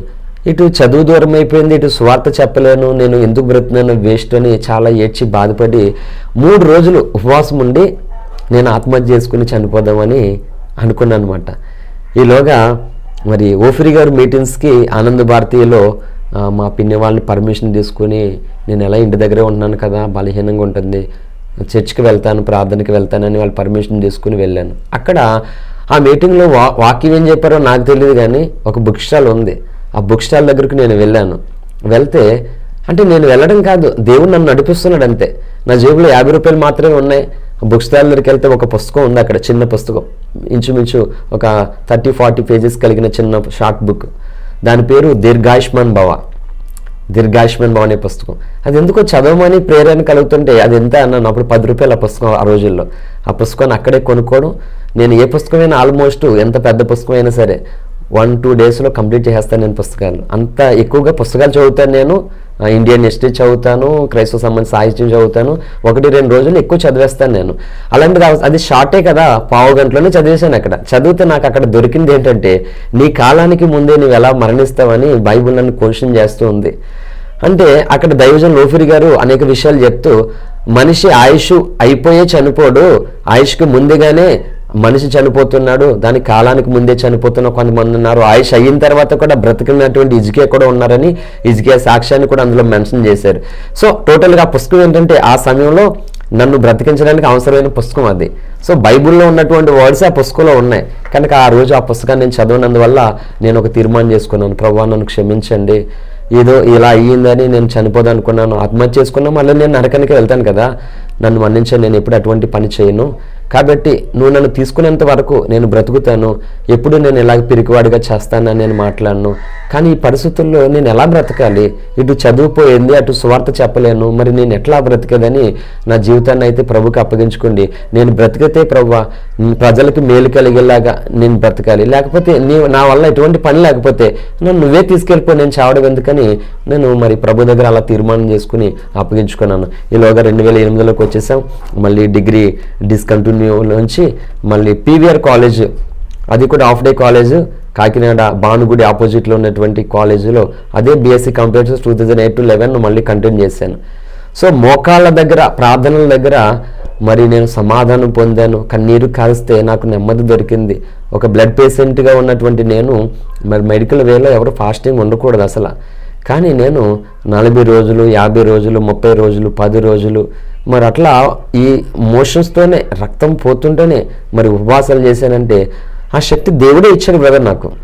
మెడిసిన్స్ వల్ల తీసుకునే ఫుడ్ వల్ల 1 పాయింట్ బ్లడ్ నా జీవితంలో 30 ఏళ్ళు పెరగలేదు. అది డాక్టర్లే చెప్పిన విషయం అట అది. సో దేవుడే నన్ను అలా 2 పాయింట్ల రక్తంతో శక్తినిచ్చి బలమిచ్చి ఆరోగ్యం ఇచ్చి మరి అలా నడిపించాడు. అయితే మోషన్స్ అవుతున్నాయి, డైజెషన్ ప్రాబ్లం ఉన్నాయి, మోషన్స్ అవుతున్నాయి, అన్నీ ఉన్నాయి, కానీ ఇంత ధైర్యము ఇంత బలం నాకు ఎట్లా వచ్చిందంటే నేను ప్రార్థన చేసుకుంటున్నాను దేవుడి దగ్గర, దేవుడు నాకు ఆ శక్తిని ఇస్తున్నాడు అనమాట. ఇంకా నేను ప్రార్థన చేసుకోకపోతే ఉండలేను. నాకు తెలిసి ఒక నైట్ అంతా రాత్రంతా ఏడుస్తూ ఎలా గడిపానో అలా నా జీవితంలో కొన్ని 100 రాత్రులు నైట్ అంతా ప్రార్థనలో గడిపాను నేను. ఇంకా కొన్ని 100 రోజులైతే 6 గంటలు అవలేలుగా నేను ప్రార్థనలో గడిపాను. 100 రోజులు మాట, అట్లా ఎన్నోసార్లు మాట. 12 గంటలే చాలా దినాలు ఉంటాయి. నైట్ అంతా ప్రార్థనలో తెల్లవాళ్ళు పడుకోకుండా ఇండివిజువల్గా, అంటే నాకు తెలియకుండా నాకు అక్కడ శక్తి దొరుకుతుంది, ఆదరణ కలుగుతుంది, ధైర్యం కలుగుతుంది, బలం కలుగుతుంది. నేను వదలలేకపోతున్నాను. పగలు మళ్ళీ నేను కాలేజీకి వెళ్తున్నాను, నైట్ ప్రార్థనలో ఉంటున్నాను. డిస్ట్రిక్ట్ లెవెల్లో క్రికెట్ ప్లేయర్ కూడా నేను స్పోర్ట్స్లో చక్కగా ఆడుతున్నామని, ఫస్ట్ క్లాస్ స్టూడెంట్ని, అన్నీ బాగా జరుగుతున్నాయి. సో ఎటుకెళ్ళకు 2008-11 డిగ్రీ అయిపోయింది. నేను అమ్మ వాళ్ళ దగ్గరికి హైదరాబాద్కి వెళ్ళిపోయాను. బంజారీస్లో ఉండేవారు, అక్కడికి వెళ్ళిపోయాను. అక్కడికి వెళ్ళిన తర్వాత నేను ఎవ్రీ సండే రంజు తోఫరి గారి దగ్గరికి కూకట్పల్లి వెళ్తూ ఉండేవాడిని. సేమ్ ప్రాబ్లం, అమ్మ వాళ్ళు నీరసం అయిపోతున్నాం, మెడిసిన్ వాడితే బాగుంటుంది కదా, తెలిసిన వాళ్ళు ఉన్నారని లండన్లో మరి ఎక్స్పీరియన్స్ ఉన్నటువంటి మేడం గారు, సచివేతి మేడం గారు, చిరంజీవి రాజు గారు అనేటువంటి హోమియో డాక్టర్స్ దగ్గరకు మరి తెలిసిన వాళ్ళ ద్వారా నేను వెళ్ళడం జరిగింది. అక్కడ మెడిసిన్ వాడుతూనే నేను వెళ్తున్నాను. అయితే అమ్మ ఇన్ని సంవత్సరాలు నా కొరకు కష్టపడుతూనే ఉంది, ఆ మాటికి అమ్మ రూపాయిని నేను వాడుతున్నాను. ఏదైనా పార్ట్ టైం చేయాలని వెబ్ డిజైనింగ్ కోర్స్ నేర్చుకున్నాను, డాక్టరేట్ కోర్స్ నేర్చుకున్నాను. అదేవిధంగా కార్వే సంబంధించినటువంటి ఒక ఇంటర్నేషనల్ ఆఫీసులో లక్నో, బెంగళూరు, ముంబై 2 తెలుగు రాష్ట్రాల్లో వర్క్ సంబంధించి చెక్ బుక్స్ మాట, అవి ప్రింట్అవుట్ చేసేటువంటి ఒక పార్ట్ టైం జాబ్ కూడా హైదరాబాద్లో చేస్తూ ఉన్నాను. అయితే సిస్టమ్ వర్క్ చేయడానికి నా ఫింగర్ సపోర్ట్ చేసేది కాదు, నాకు భయంకరమైన పెయిన్ వచ్చేది, బాగా బాడీ అంతా అనీజీగానే ఉంటూ బ్లడ్ లాస్ అవుతుండడం వల్ల ఇబ్బందిగా ఉండేది. అక్కడ హైదరాబాద్లో కూడా నాకు మరి బ్లడ్ ఎక్కించడం కూడా జరిగింది. ఎటుకేళ్ళకి ఇలా జరిగింది. 2012లో మొట్టమొదటిసారిగా మరి అమ్మ ప్రోత్సాహంతో, ఇన్నిసార్లు వెళ్తావు కదా పాస్టర్ గారికి, ఎప్పుడు నీ సమస్య చెప్పవేటంటే, ఎందుకమ్మా పాస్టర్ గారు టైం వేస్ట్ చేయడం, దేవుడికి చెప్తున్నాను కదా అని అనుకునేవాడిని నేను. ఆ విధంగా 2012లో మరి దైవజనులు రంజు తోఫరి గారికి నన్ను నేను ఇంట్రడ్యూస్ చేసుకున్నాను. నేను కాకినాడ నుంచి ఇట్లా వచ్చాను సార్, నా పరిస్థితి ఇది, నా ఆరోగ్య పరిస్థితి అని చెప్పినప్పుడు ఆయన ఇమీడియట్లీగా మరి మెహదీపట్నంలో ఉన్నటువంటి హోమియో డాక్టర్ సతీష్ కుమార్ గారి దగ్గరికి ఇమీడియట్లీగా ఓఫిరి గారు, మరి నేను అంతలా రిసీవ్ చేసుకుంటారని కల్లో కూడా ఊహించలేదు నేను ఆయన. ఎందుకంటే పాస్టర్లో నెత్తిమే చేసి కానుక తీసుకుని ప్రార్థన చేసి పంపించడమే నాకు తెలుసు. నా సమస్య చెప్తే ఏమో ప్రార్థన చేస్తారనుకున్నాను. క్యాబ్ బుక్ చేసి ఆయన ఇమీడియట్లీగా నన్ను హాస్పిటల్కి తీసుకెళ్లారు. కుక్కట్పల్లి నుండి మరి బంజారీస్ మెహదీపట్నం ఇంచుమించు మరి 1.5 హైవే ట్రాఫిక్లో ఖచ్చితంగా 1-2 గంటలు పడుతుంది మాట జర్నీ. అంత దూరం మరి దైవజనులు నన్ను తీసుకెళ్లారంటే నేను నిజంగా షాక్ అయ్యానమాట నేను. ఎందుకంటే పాస్టర్లు ఎవరు పట్టించుకుంటారు, అంతగా పట్టించుకోరు, ఏదో చిన్న మాట్లాడతారు, సలహా ఇస్తారు అంతే. నన్ను తీసుకెళ్తే హోమియో డాక్టర్ దగ్గర మరి నా రిపోర్ట్స్ కూడా నేను కూడా తీసుకెళ్ళాను, ఎందుకంటే చెప్పేదానికంటే చూపెడితే అర్థమవుతుంది కదా చదువుకున్న వాళ్ళకి అని చెప్పేసి ఓఫిర్ గారి దగ్గరికి తీసుకెళ్తే మరి ఆయన ఒకటే చెప్పారు డాక్టర్ గారు, అసలు ఈ బాబు ఎలా బ్రతుకున్నాడు, అసలు ఇంపాసిబుల్ బ్రతకడం, ఒక ప్రేగు లేదు, డైజెషన్ ఎలా అవుతుంది, రక్తం లేకుండా లోపల ఇన్ని వందల గంటల పాలిస్తున్నాయి, క్యాన్సర్, ఇట్లాంటి పరిస్థితులు అన్నీ వచ్చే ఉంటాయి, అసలు కష్టమండి రంజిత్ గారు, బాబు బ్రతకడం ఇంపాసిబుల్ అని చెప్పారు. ఆ సండే ఓఫిరి గారు మరి డాక్టర్ గారు ఏదైతే చెప్పారో దాన్ని కూకట్పల్లి నేతాజీ గ్రౌండ్లో జరుగుతున్నటువంటి ఆరాధనలో మరి నన్ను ముందుకు పిలిచారు. కాకినాడ నుంచి వచ్చినటువంటి బాబు ఉన్నాడు జోసఫ్, బాబు బేట ముందుకు రా అని పిలిచి, ఇతని పరిస్థితి ఇది, డాక్టర్ గారు ఎలా అన్నారు, ఒక ప్రేగు తీసేశారు, ఉన్న ప్రేగు పాడైపోయింది, బ్రతకడానికి అయితే అవకాశం లేదు, మట్టినే మనిషిగా చేసిన దేవుడు, మృతుల్ని సజీవులుగా లేపిన దేవుడు, ఈ బాబుని ఆయన ప్రణాళికలో బ్రతికించడం ఎంత, దేవుడి చిత్తమైతే బ్రతాడని కొందరు పాస్టర్స్ కూడా ముందుకు పిలిచి నా మీద ప్రేరాయలు వేసి దైవజనులు ప్రార్థన చేశారు. ఆ రోజు నాకు ప్రార్థన చేస్తే మరి కొన్ని ప్రవచనాలు ఆయన నోటి నుండి దేవుడు రిలీజ్ చేశాడు. ఇది నీకు కొత్త జీవితం కలుగుతుంది, this is the second the new life start అని చెప్పేసి, this is the second innings అని చెప్పేసి ప్రవచనం పలుకుతూ ఉన్నారు. నేను ఆమె అనుకున్న, నాకు అర్థమవుతుంది ఇంగ్లీష్లో మాట్లాడుతుంటే, నేను ఆమె అనుకున్న దేవుడు నాకు నూతన జీవితం ఇస్తున్నాడని. ఆ విధంగా మరి ప్రార్థన అయింది, సంతోషం. నేను మళ్ళీ మా రూమ్కి హైదరాబాద్కి వచ్చేసాను. తదుపరి ఏం జరుగుతుందంటే ఇంట్లో మరి నాకు ఎప్పుడు స్పెషల్ ఫుడ్డే వండుతారు, వాళ్ళు తినేది పెట్టరు, చాలా పచ్చం చేసేవాడిని నేను. 2 తెలుగు రాష్ట్రాలు, హోమియో, ఆయుర్వేదిక్, కల్లో, ఇంగ్లీష్, అన్ని రకాల ఎవ్రీథింగ్ మెడిసిన్స్ వాడిన వాడిని. ఆ తదుపరి ఏం జరిగిందంటే నా లైఫ్లో ఇంట్లో అందరూ మరి సండే వచ్చినప్పుడు నాకు తెలిసి హైదరాబాద్లో ఎవరైనా సరే చికెన్ మటన్ తెచ్చుకుంటారు అక్కడ అందరూ. ఆ విధంగా బిర్యానీ, చికెన్ మటన్ అన్నీ కొట్టేస్తున్నా, అన్నీ తినేస్తున్న సంగతి నేను మర్చిపోయాను, మా అమ్మ అన్నయ్య వాళ్ళు మర్చిపోయారు. నేను అంటే నాకు సెపరేట్గా వండింది ఒకటి ఉంది, వాళ్ళు తినేది కూడా నేను తినేస్తున్నా అన్నమాట. ఇట్లా తినేస్తే ఒకరోజు ఇంట్లో వాళ్ళకి డౌట్ వచ్చి, ఇదేంటి వీడు ఈ ఫుడ్ తింటున్నారు అని షాక్ అయ్యారు వాళ్ళు. ఇదేంటి నేను తింటున్నానని నేను షాక్ అయ్యాను. అంటే నాకు తెలియకుండానే డైజెషన్ ప్రాబ్లం సాల్వ్ అయిపోయింది. ఆశ్చర్యం అనిపించింది. అప్పుడు వరకు నేను ఒక జ్యూస్ తీసుకున్నా మరి డైజెషన్ ఇబ్బంది అయిపోయి మోషన్స్ అవుతుండే, నాకు నార్మల్గా ఉందన్నమాట. మోషన్స్ రోజుకి 7-8 ఉండేవి, మోషన్ బంద్ అయిపోయినాయి.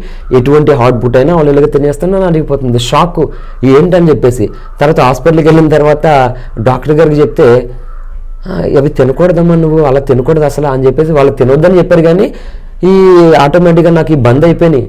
అంటే అక్కడ ప్రార్థన చేశారు కదా, ఎట్లా సెట్ అయిపోయిందో నాకు తెలియలేదు. అదొక మిరాకిల్ నా లైఫ్లో. అంటే నేను స్వస్థపరచబడక ముందే ఆ డైజెషన్ అనే దాన్ని దేవుడు నాకు స్వస్థత కలగజేశాడు. ఆ విధంగా మరి దేవుడు ఇటు సేవాపరంగా నన్ను పిలుస్తూ ఉన్నాడు. అయితే ఎప్పుడు అది బయటకు వచ్చినా, నేను మోషన్కి వెళ్ళినప్పుడు క్యాజువల్గా మోషన్కి వచ్చినప్పుడు అది బయటకు రావడం, రక్తం పోవడం మామూలే. ఈ బ్లడ్ లాస్ అవ్వడం వల్ల సిక్ అవ్వడం, హోమియో మెడిసిన్స్ హైదరాబాద్లో 4 years వాడాను సార్.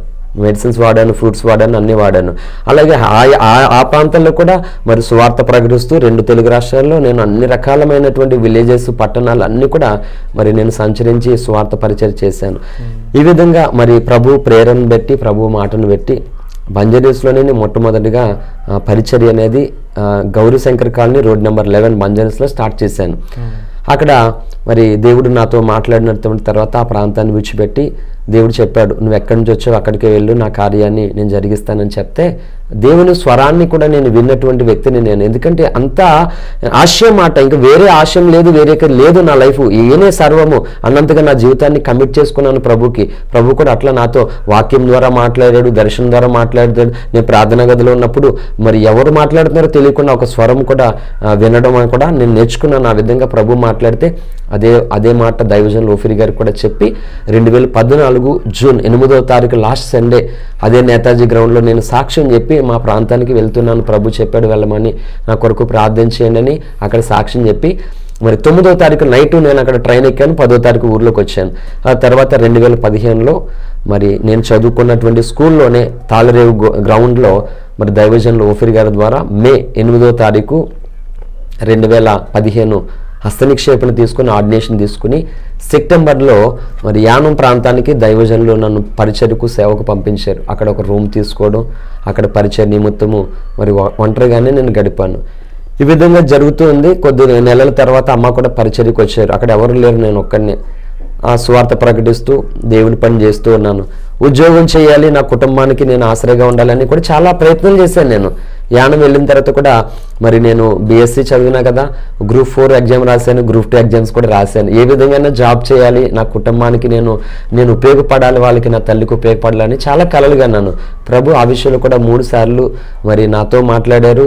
తెలియని వ్యక్తుల ద్వారా కూడా ప్రవచనం మాట్లాడారు. నువ్వు ఉద్యోగం చేయడం కొరకు బ్రతికేది కాదు, నా సేవ చేయాలని ప్రభు నాతో అలా మాట్లాడుతూ వచ్చారు. అలాగ మరి ప్రభుకి నా జీవితాన్ని అప్పగించుకుని ఏలియాని పోషించిన దేవుడే నన్ను పోషిస్తాడని ప్రభుకి అప్పగించుకుని అలా వెళ్ళాను. మరి ఈ విధంగా సిక్ అవుతూ ఉండడం, బ్లడ్ ఎక్కించడం బాధ కలుగుతుంది. ప్రభా ఇప్పుడు నీ సేవకుని అయిపోయాను కదా, మాట్లాడుతూ హాస్పిటల్కి వెళ్తూ ఉన్నాను, బ్లడ్ పోతూ ఉంది, నాకే స్వస్థత లేదు, ఇతరులకు మరి నేను ఎట్లా స్వస్థత ప్రార్థన చేసేది, ఇది నాకు ఆటంకంగా ఉంది, మాటలకి పాస్టర్ గారు రక్తం ఎక్కించుకుంటున్నారని ఇతరులు కూడా రకరకాలుగా మాట్లాడుతున్నారు, అన్ని జనులు హేళన చేస్తున్నారు, నాకు బాధగా ఉంది ప్రభా, నాకు నువ్వు ఆరోగ్యం ఇవ్వకపోయినా పర్లేదు, ఈ బ్లడ్ ఎక్కించుకునే పరిస్థితి తప్పించు ప్రభా అని నేను మరి ప్రభుకి ప్రార్థన చేసుకోవడం జరిగింది. 19 సంవత్సరాల క్రైస్తవ జీవితంలో మరి ఎన్నో భయంకరమైనటువంటి పరిస్థితులను నేను ఫేస్ చేస్తూ, మరి ఎందుకంటే సంఘం అంతా తెలుసు, నేను ఏ ఊర్లో అయితే పుట్టానో పెరిగానో ఆ ఊరి జనాలందరికీ కూడా మరి నేను ఏ వయసు నుంచి రోగంతో ఉన్నానో, బ్రతుకుతాననే నమ్మకం అనేది లేదని మా బంధువులకి, స్నేహితులకి, మా గ్రామంలో అందరికీ ఏ డోర్ తట్టినా సరే అబ్బాయి పరిస్థితి అంటే ఆ అబ్బాయి దేవుడు బ్రతికించాడండి, ఆ అబ్బాయి బ్రతకూడదు, అసలు చచ్చిపోవాలని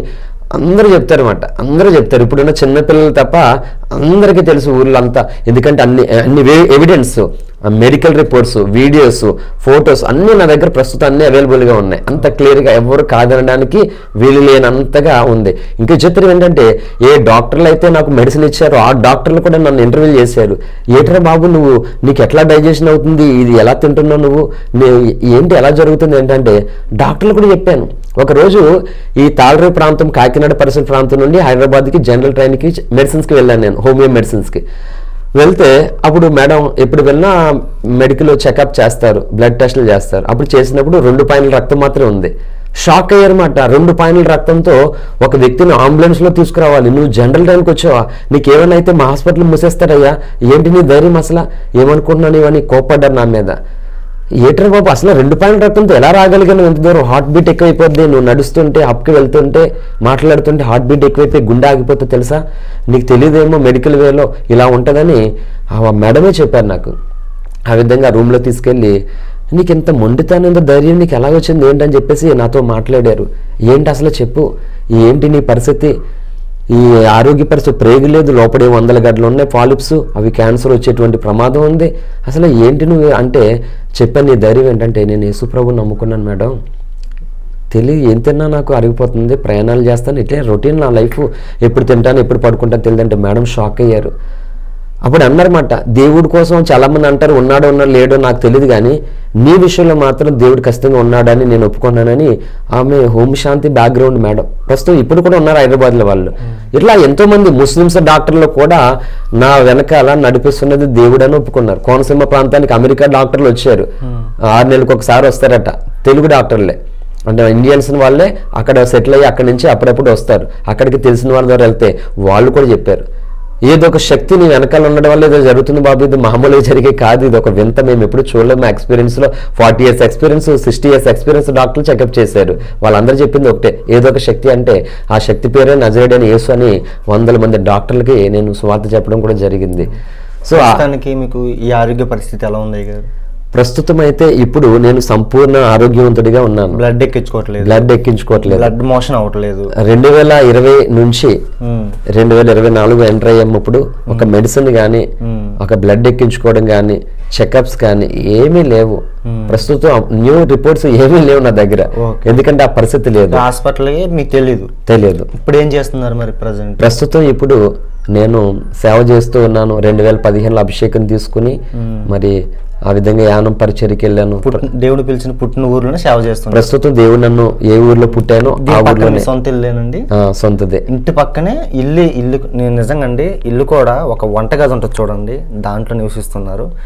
ప్రేయర్టీ కోసం, చర్చ్ ప్రేయర్టీ కోసం ఇప్పుడు ఒక 50 మంది పట్టే ఒక హాల్ లాగా కట్టి ఉండడానికి ఒక వంటగదిగానే కట్టుకున్నారు. దాంట్లోనే ఒక మంచం వేసి పడుకుంటున్నారు.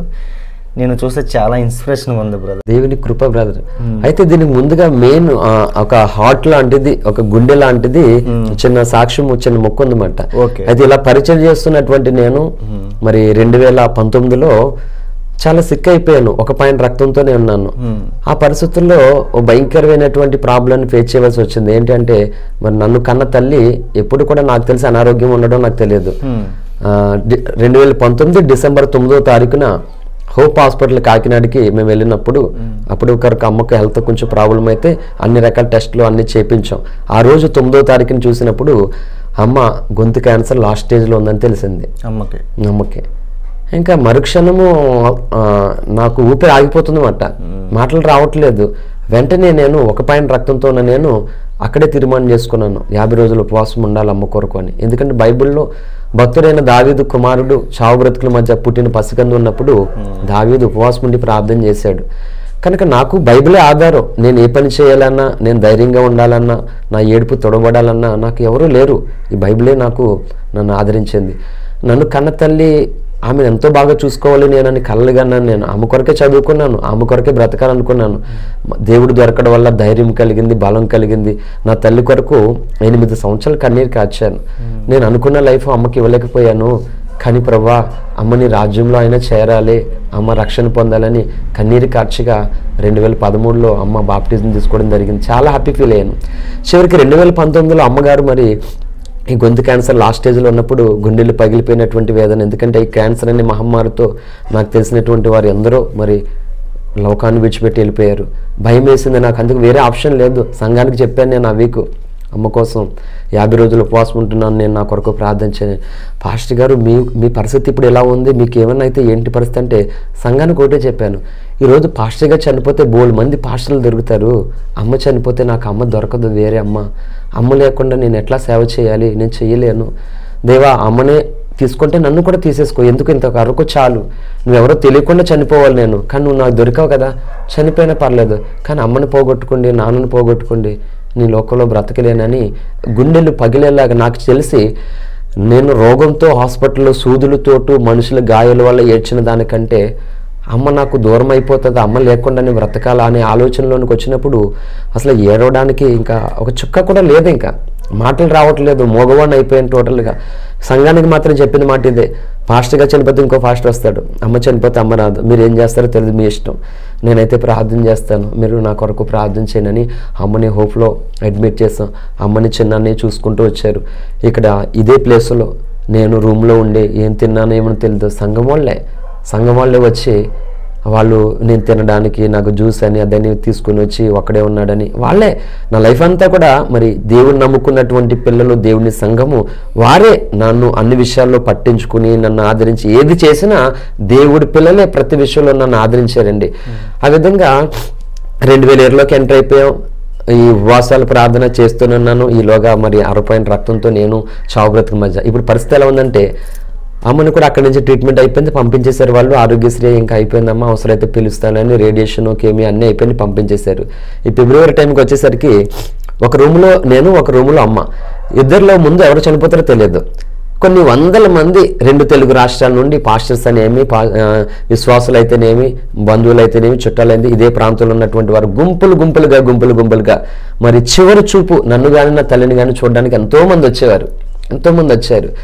ఈలోగా మరి నేను మంచాన్ని ఉన్నాను, కదలేని పరిస్థితి, హాట్ వాటర్ స్పూన్తో తాపిస్తున్నారు బ్రదర్, నాకు ఒక ఇడ్లీ తినడానికి లేదు, 24 hours పెయిన్, నిద్ర లేదు, భయంకరమైన బాధ. ఇంకా నేను మంచం మీద పడుకోబెట్టాలి, ఇట్లా తిరగాలంటే నరక వేదన అయిపోతుంది అన్నమాట. తిరగడానికి కూడా, ఎందుకంటే 60 పాయింట్ రక్తం ఉంది, ఇంకా హార్ట్ బీట్ ఆగిపోతుంది, బ్రీతింగ్ అవ్వట్లేదు, చాలా కఠినమైనటువంటి పరిస్థితి. నిద్ర మాత్రలు అడుగుతున్నాను, కొంచెం మాటలు వస్తున్నాయి అంతే, వాయిస్ రావట్లేదు. ఆ స్లీపింగ్ టాబ్లెట్ ఇస్తే నిద్రలోకి వెళ్తానని నేను అనుకుంటున్నాను, కానీ అవి ఇస్తే చచ్చిపోతామని వాళ్ళకి తెలుసు కాబట్టి అవి ఇవ్వట్లేదు. చూసిన వాళ్ళు అసలు ఏం చేయాలో అర్థం కాలేదు. ప్రతి వారు కూడా వారి దేవతల దేవుణ్ణి ఏమంటారంటే, అయ్యో ఆ బావ పరిస్థితి చూడలేకపోతున్నాం, తీసుకెళ్ళిపోండి అని వారు ప్రార్థన చేస్తున్నారు. నా దేవునికి కూడా వాతలలో ప్రార్థన చేస్తున్నారు, యేసయ్య నిన్నే నమ్ముకున్నాడు కదా, ఆ బిడ్డని ఇంకా అంత కష్టపెట్టొద్దు, చూడలేకపోతున్నాం అని. వచ్చిన వాళ్ళందరూ కూడా నా ఇంటికి వచ్చి అసలు కన్నీరు కార్చుకుని ఎవరు లేరండి, అలా వెళ్తున్నారు అందరూ. చివరిగా తెలిసిన పాస్టర్స్ అందరూ కూడా నన్ను, అంటే నా దృష్టికి నేను కాదు కానీ అందరి దృష్టికి జోసెఫ్ అనేటువంటి ఒక వ్యక్తి, మంచి వ్యక్తి, తను ఈ తరంలో తను ఒక మంచి సేవకుడు, దేవునికి నమ్మకమైన వ్యక్తి. ఇలాంటి వ్యక్తి చచ్చిపోతే మళ్ళీ దొరకడు. ఆ వ్యక్తి బాగుండాలి, బ్రతకలు, ఇతడు బాగుంటే ఎంతోమంది మేలు పొందుతారు అని నన్ను తెలిసినటువంటి పాస్టర్స్ కూడా అందరూ కూడా మరి రావడం, ఇక్కడికి వచ్చి మాట్లాడుతున్నారు. నేను మాట్లాడలేదు, చూపైతే ఉందంతే, పెయిన్ బాగా అనమాట. ఆ టైంలో మరి అందరికీ కూడా నేను అతి శక్తిని కూడగొట్టుకుని చిన్న చిన్న పలుకులు పలికింది ఏంటంటే, ఈ రూమ్లో ఉన్న ఆ ట్రీట్మెంట్ ఏదో, ఆ డబ్బులు ఏదో, నాకు పెట్టేదేదో అమ్మకు పెట్టండి. అమ్మకు 3 కొడుకులు, 1 కూతురు ఉంది. ఒక కొడుకు చనిపోతే అమ్మకి 2 కొడుకులు, 1 కూతురు ఉంటుంది. కానీ అమ్మే చనిపోతే తండ్రి లేకుండా, అమ్మాయి లేకుండా అనాథలైపోతాం. అమ్మ ఉండాలి, ఇంకా చెల్లి కూడా ఉంది కదా, అమ్మ ఉండాలి. నాకేమైనా పర్లేదు, ఇంతకాలం ప్రభు నాకు కృప ఇచ్చాడు, నేను అసలు బ్రతికేవాడిని కాదు, చాలు నాకు ఇంకా అని నేను అలానే మాట్లాడి అమ్మకి పెట్టమన్నాను రూపాయి. చివరికి 2020 ఇదే ఫిబ్రవరి 10వ తారీఖున హైదరాబాద్ నుండి రంజు తోఫ్రీ గారు నాకు కాల్ చేశారు. నేను మాట్లాడలే ఎవరితో, నా దగ్గర చర్చ్ మెంబర్సే ఉన్నారు. వాళ్ళే ఈ కన్నాలను లిఫ్ట్ చేసుకుని వాయిస్ వినిపిస్తున్నారు అనమాట. స్పీకర్ ఆన్ చేయమన్నారు. స్పీకర్ ఆన్ చేసి ఆయన ఒక మాట అన్నాడు, బేటా వింటున్నావా అన్నారు. అని సైకిల్ చేసాను అని చెప్పేసి ఒకే మాట అన్నారు, నీ బాధ చూడలేకపోతున్నా, ఆ వీడియో వచ్చింది బాబు నా దగ్గరికి, అసలు ఏడవకుండా ఉండలేకపోతున్నా ఆ వీడియో చూసినప్పుడు, మాటలు రాలేదు, ఇక ఎంత నరకవేదన అనిపిస్తుందో చూస్తున్నాం బేటా. అయితే నువ్వు ఇంట్లో ఉంటే ఏమీ ఉపయోగం ఉండదు బేటా, నా మాటిని ఒక్క క్షణం నువ్వు హాస్పిటల్కి వెళ్ళు. దేవుడు ఒకవేళ నిన్ను స్వస్థపరిచాడంటే బలమైన సేవ నువ్వు చేస్తా. ఒకవేళ ప్రభు నువ్వు తీసేసుకున్నాడు అనుకో, నీ ఆ భయంకరమైన వ్యాధి నుండి విముక్తి పొందుతావు. ఫోన్లే తనకి విడుదల కలిగిందని మేము అనుకుంటాం. కానీ నువ్వు అలాగే ఇంట్లోనే ఉంటే ఎన్ని రోజులైనా బేట ఉపయోగం ఏముండదు. డాక్టర్ దగ్గరికి వెళ్తే ఆక్సిజన్ పెడతారు, బ్లడ్ ఎక్కించి ఏదో చేస్తారు కదా, నేనున్నాను, పైన యేసయ్య ఉన్నాడని చెప్తే, మరి నేను ఈ తరంలో ఎంతో ప్రేమిస్తున్నటువంటి దైవజనుడు, నేను ఈ మొండిగతనంతో స్వార్థ చేయడానికి, దేవుని వాక్యాన్ని పట్టుకోవడానికి, ఎటువంటి పరిస్థితులైనా ఫేస్ చేసి ముందుకు వెళ్ళడానికి నాకు ఈ తరంలో ఒక ఇన్స్పిరేషన్ కలగజేసినటువంటి ఒక శ్రేష్ఠ దైవజనుడు ఆయన మాట గౌరవించి ఒకే డాడీ అని చెప్పాను. ఆ తదుపరి మరి వెంటనే నన్ను హాస్పిటల్ తీసుకెళ్ళిపోవడం, అందరూ దాదాపు నాకు తెలిసి కొన్ని వేల మంది ఉపవాసం ఉండి ప్రార్థన చేశారు. వైరల్ అయింది బాగా, బాబు బ్రతకాలి ప్రార్థన చేయండి అని చెప్పేసి కొన్ని వేల మంది మొత్తం మినిస్ట్రీ పరంగా నాకు తెలిసినటువంటి పాస్టర్స్, సంఘాల సహవాసాలు ఒక్కొక్కరు ఉపవాసాలు ఉండి మరి కన్నీరు కాస్తే, నా లైఫ్లోనే ఒక ప్యాకెట్ రక్తం ఎక్కడానికి బ్రదర్ 8 hours పడుతుంది. ఈ సూది తీసేసి దీనికి పెడతారు, దాన్ని తీసి కాలుకు పెడతారు. 8 గంటలు కన్నార్పకుండా నేను అలా చూడాలి. డాక్టర్లు ఎత్తుకొట్టుకునేవారు, ఎందుకు రక్తం ఎక్కక ఆగిపోయేది. అది డాక్టర్ అని చిరాకు వచ్చేసింది హాస్పిటల్లో డాక్టర్లకి నాకు రక్తం ఎక్కించడానికి. అటువంటిది ఇమ్మీడియట్లీగా మరి రక్తం ఎక్కించేయడం, దేవుడు వెంటనే కార్యం చేయడం. అంటే దేవుడు పూనుకున్నాడు. అక్కడ వాళ్ళు కూడా అన్నారు, అసలు ఇలాంటి కేసు ఎక్కడో చూడలేదండి, ఎవరి వల్ల కాదండి అని. 30 సంవత్సరాలు మెడిసిన్ ఎంత వాడినా, ఎటువంటి ట్రీట్మెంట్ తీసుకున్నా, ఎటువంటి ఫుడ్ తీసుకున్నా తగ్గలేదు. సో ఈ లాస్ట్ కండిషన్లో ఇన్ని వేల మందికి వైరల్ అవ్వి అందరూ కలిపి ఒక్కసారికి ప్రార్థన చేసినప్పుడు ఇంకా దేవుడు అనుకున్నాడు, ఈ చిన్న బుడతల కోసం ఇంతమంది ప్రార్థన చేస్తున్నారు, నేను పూనుకోపోతే ఎవరు చేస్తారు ఇంకా అని దేవుడు దిగొచ్చాడు బ్రదర్. ఇప్పటికీ కూడా డాక్టర్లు టాబ్లెట్ వల్ల లేకపోతే దీనివల్ల బాబు బాగుపడ్డాడని ఒక సర్టిఫికేట్ డాక్టర్లు చేయలేరు. వాళ్ళు ఒప్పుకున్నారు, భగవంతుడిని వెనకాల నుండి ఇదంతా చేశాడని చెప్పేసి. మరి అంతలాగా 30 సంవత్సరాలు 1-2 పాయింట్ల రక్తంతో ఉన్నటువంటి నేను ఫర్దర్గా ప్రస్తుతం ఇప్పుడు 17.3 హిమోగ్లోబిన్తో నేనున్నాను. 17 పాయింట్లతో హిమోగ్లోబిన్తో నేనున్నానంటే ఇది డాక్టర్లు అందరూ షాకు. 30 సంవత్సరాలు పెరిగిన రక్తం ఒక్కసారిగా ఎట్లా పెరిగిపోయింది అది అంటే, ఇంక సాక్షాత్తు ఇంక దేవుడే దిగొచ్చాడు అంటే విషయం. ఎన్నో కార్యాలు చేశాడు దేవుడు సృష్టిలో. అటువంటిది నా లైఫ్లో ప్రత్యేకంగా ఇలాంటి కార్యాన్ని దేవుడు చేస్తే డాక్టర్లు కూడా షాక్ అయ్యారండి. ఆ పిక్స్ కూడా ఉన్నాయి, డాక్టర్లు గారి పిక్స్ కూడా. వారు షాక్ అయ్యారు. మాకే 15 పాయింట్లు రక్తం ఉందని ఒక డాక్టర్ చెప్పారు, హైదరాబాద్లో ముస్లిం డాక్టర్. సో ఈ విధంగా మరి డాక్టర్లు కూడా స్వార్థ చెప్పడం, దేవుడు ఆశ్చర్యకరంగా నన్ను స్వస్థపరచడం జరిగింది. నా కన్నతల్లి ఎంతో సంతోషించింది నేను బాగుపడడం. నా తల మీద మరి చెయ్యేసి నన్ను ఆస్వాదించి ఈ రోజు కొరకే నేను బ్రతుకున్నది అని అమ్మ కొంచెం మాట్లాడుతుంది. గొంతు క్యాన్సర్, మాట్లాడే అవకాశం లేదు, కన్నీళ్ళు కాల్సింది. అమ్మ నాకు చెప్పిన ఒకటే మాట, పెళ్లి చేసుకోమని మాట్లాడింది. అప్పటికే కరోనా, 2020 కరోనా కదా వేదన. అమ్మ నేను నీ కొడుకుని కదమ్మా, నా పెళ్ళి సింపుల్గా చేస్తావు 10-20 మందితో, చాలామంది వస్తారు, ఊర్లో సరిపోదమ్మా, బయట చేసుకోవాలి నా పెళ్లి ఫంక్షన్ హాల్లో, అంతమంది ఉన్నారమ్మా నీ కొడుక్కి, మరి ఇట్లా చేసుకోమన్నప్పుడు ఖచ్చితంగా చేసుకుంటానమ్మా, నువ్వు కొంచెం మంచిగా రికవర్ అవ్వి, ఏ టెన్షన్ పెట్టుకోకు, నేను బాగున్నాను కదా, నువ్వు బాగుంటావని అమ్మకి చెప్పాను ఇలాగా. సో ఈ కరోనా టైము అమ్మ నేను ఒకే చోట అలా ఉండడం, చాలా హ్యాపీ అనిపించింది. ఎంతోమంది కలిశారు, క్రొత్త జీవితాన్ని దేవుడు నాకు ఇచ్చాడు. నేను ఇలా ఆనందించే లోపే మరి కన్న తల్లి ఒకసారి కనుమూసేసింది నా చేతుల్లోనే. నీ హ్యాపీనెస్ చూసి చనిపోయిందమ్మా. హ్యాపీనెస్ చూసి చనిపోయింది. కానీ అసలు ఈ పరిస్థితుల్లో నాకు మాటలు రావట్లేదు. నేను ఆరోగ్యవంతునయ్యానని ఆనందించాలా, ఈ రోజు కొరకు ఇన్ని సంవత్సరాలు ఎదురు చూసిన తల్లిని ఎంతో బాగా చూసుకోవాలని కళ్ళగానే నేను ఆమె కనుమూసేసరికి ఏం చేయాలో అర్థం కాలేదు. పిచ్చోని అయ్యాను, మాటలు రావట్లేదు.